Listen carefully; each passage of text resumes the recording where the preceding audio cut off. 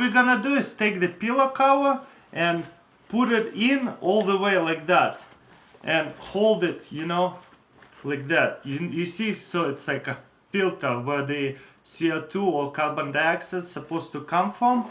We like put a cover over here and we're gonna hold it with our glove right here, and then we're gonna take off the safety, because you know how to use fire extinguisher, they all have safety, you gotta pull out the safety. Okay, and we already turn it on, and for like only like 10 seconds.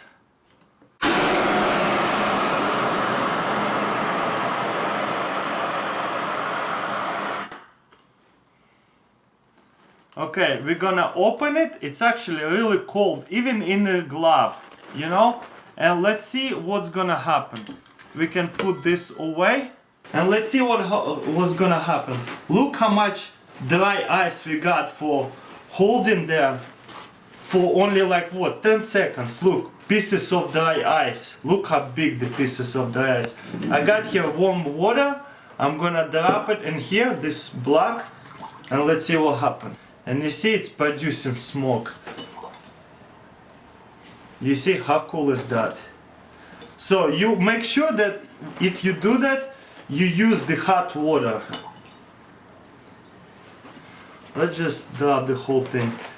And you know, you can actually do a lot of experiments with dry ice. And look how cool is this. But be careful. Dry ice is super cold, super cold. It will even ruin your table, you know.